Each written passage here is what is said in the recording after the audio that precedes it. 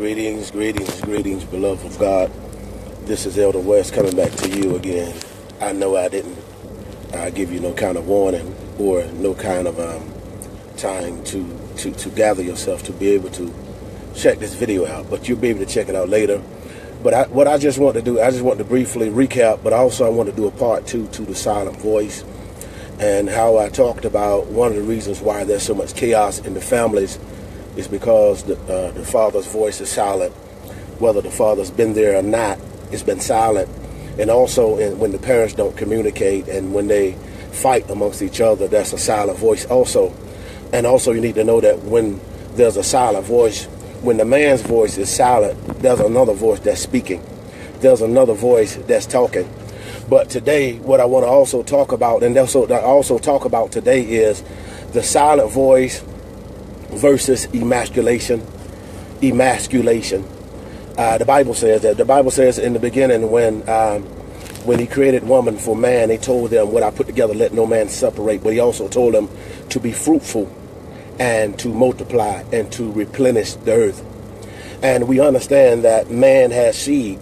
And one of the purpose of the enemy is to take away man's seed or take away man's strength. Because the adversary knows that if he can take away a man's strength, then he can take away man's seed and take away his influence. That's why the Bible says that the enemy can't come into a good man's house, a strong man's house, lest he first bind the strong man. And see, one of the things that the adversary is doing now, one of the ways that he tries to get to the man, he gets to the man through any vehicle that he can. Also, if whatever's in a man's heart, he will use that to get to the man. Oftentimes he uses something that a man likes or enjoys, something that comes from a man, woman. He did that also, the adversary did that during the time of Samson with Delilah. And so what he was trying to do was he was using her to get in his head, to play and to get and make his flesh become weak. And then he delivers and he releases his strength. And then once his strength has been released, then he's able to be exposed. And see, this is what the adversary does, honestly, in relationships. What he wants to do, and this is what he wants to do, he wants the man influence to look bad. And so this is what we at in this particular time that we're living in. The devil, he's always been after the man's seed. Just like in the Garden of Eden, he was after the man's seed. Just like when Jesus was born, he was after the man's seed, because the adversary knows that if he can get rid of the seed, he can get rid of the man's influence and also his reproduction. Because what makes a man powerful is his authority and also his reproduction. And because God gave man the command to be fruitful and to multiply and to replenish the earth. And so God knew that man had that seed, and so the adversary knew that too. So that's why even in the parable of the wheat and the tare, that's when that man planted his seed, the adversary tried to plant his. See, because what he was after the man's seed.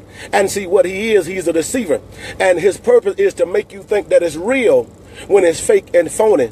And that way you will listen to what's phony and not embrace what's real. And see, that's what the adversary does, the silent voice. That's why there's a spirit of Jezebel. Jezebel, even in the Bible, Ahab's wife. And her job was to control. Her job was to allure or beguile God's prophets. See, because God spoke to God's prophets. But what her purpose, what the adversary was doing, what he was using her to silence God's voice. And that's what the adversary is doing and yet doing even in this day and time. He's trying to silence the man's voice. That's why there's so many fathers are in jail or even dead. And see what the adversary wants to do, he wants to make the man make an example out of the man. Just like even in the days of slavery, where then the master or the slave owner, what he would do, he would emasculate. He would cut off or make the man of the family look bad. And once he looks bad and become humiliated, then everybody else will scatter and they will listen to the one that defeated. It's almost just like a champion. Once that champion has become defeated, then that champion is not recognized as a champion no more, which means that that champion, that fake champion or the ex-champion can be attacked because he can be beat.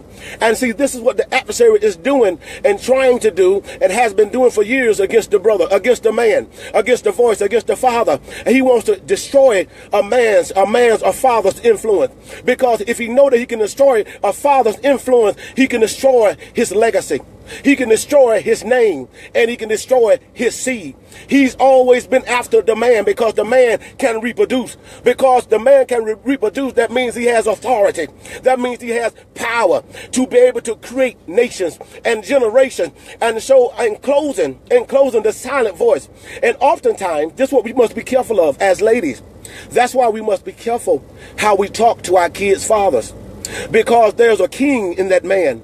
There's a father in that man. And if you try to emasculate, and another word for emasculate, if I can use for an example, is to castrate. In other words, to take his essence away, to take his power away, to take his strength away, to take his look away, his authority. And that's what the adversary wants. And see, emasculate is also to exchange. In other words, to take his strength away and become the masculinity or become the masculine one. And see, this is what the devil is doing now, even in this day and time, with the mindset. Even in the church where there's no rules and we want to be right and we want equal rights. And see what's happening now in this time. Women wants to do things that men wanted to do. And now they're doing them, and now they're dying and suffering some of the sickness that men suffer. See, but this same mindset is also in the church. And because of it, it's a plot of the enemy. And the purpose of it is to kill reproduction. See, the adversary wants to destroy reproduction. See, because God knows, and based on the Bible, anything that can't reproduce is considered a curse. And so God wants to kill your reproduction. God wants to kill your voice. But be encouraged, and keep your eyes open and watch as well as pray. As brothers, as fathers, as people, we need to band together and kill this enemy. Kill this voice of emasculation, because this voice of emasculation also is a voice of control. It's a Jezebel spirit. Now, it's not always in a woman, but it can be in a man, where it controls the way you think. It controls the way you feel. We must come together. We must rebuke. We must kill and destroy this voice, this seed. This because it's after God's purpose. It's after God's foundation. It's after God's voice. It's after man's seed. God bless you, and heaven smile on you. And may all God's best be the silent voice. God bless you.